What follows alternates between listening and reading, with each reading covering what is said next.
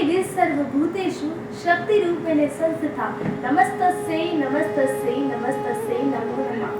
नमस्कार, मैं निहारिका गुप्ता आप सबका स्वागत करती हूँ IAMR मीडिया के विशेष कार्यक्रम शुभ नवरात्रि। आप सभी को IAMR परिवार की ओर से शारदीय नवरात्रि की हार्दिक शुभकामनाएं। भारत में नवरात्रि के पर्व का विशेष महत्व है। मंदिरों और घरों में माँ के जगराते, झांकियाँ और भजन सुनाई देते हैं।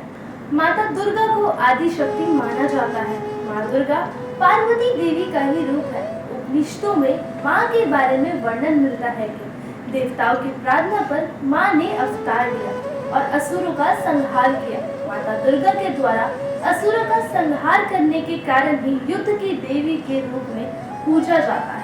एक वर्ष में कुल 4 नवरात्रि के पर्व मनाए जाते हैं, जिसमें शारदीय और चैत्र नवरात्रि बहुत ही विशेष होते हैं। शारदीय नवरात्रि हिंदू धर्म के प्रमुख त्योहारों में से एक है, जिसकी शुरुआत अश्विन माह में होती है। इस दौरान माँ के 9 स्वरूपों की पूजा की जाती है, जिनमें शैलपुत्री, ब्रह्मचारिणी, चंद्रघंटा, कुष्मांडा, स्कंद माता, माँ कात्यायनी, कालरात्रि, महागौरी और सिद्धिदात्री माता का नाम भी शामिल है। इस अवधि में व्रत रखने का भी विधान है, जिससे देवी की कृपा प्राप्त होती है।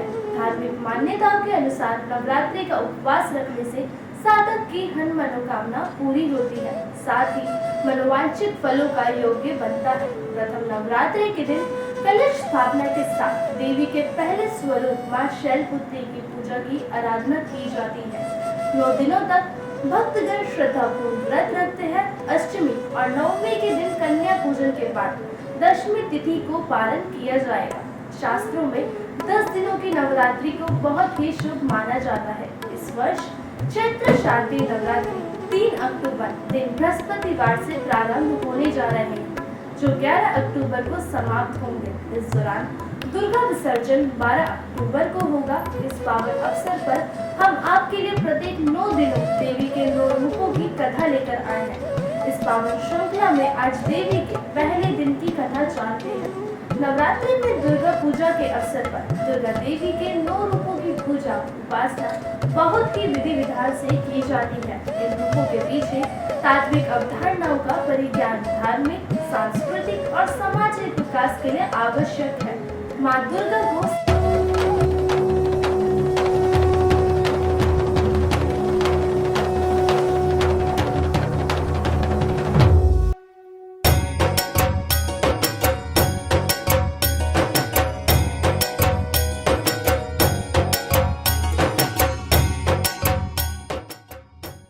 सर्वप्रथम शैलपुत्री के रूप में पूजा जाता है। शैल का अर्थ होता है शिखर। हिमालय के यहाँ पुत्री के रूप में जन्म लेने के कारण उनका नामकरण हुआ शैलपुत्री। इन्हें पार्वती और हेमवती के नाम से भी जाना जाता है। इनका वाहन वृषभ है, इसलिए यह देवी वृषणुना के नाम से भी जानी जाती है। इस देवी ने दाएं हाथ में त्रिशूल धारण कर रखा है और बाएं हाथ में कमल सुशोभित है। यही देवी प्रथम दुर्गा है और ये ही सती के नाम से भी जानी जाती है। एक बार प्रजापति ने यज्ञ किया तो उसमें सभी देवताओं को आमंत्रित किया, लेकिन देवों के देव महादेव भगवान शिव को नहीं। देवी सती यज्ञ में जाने के लिए व्याकुल हो उठी।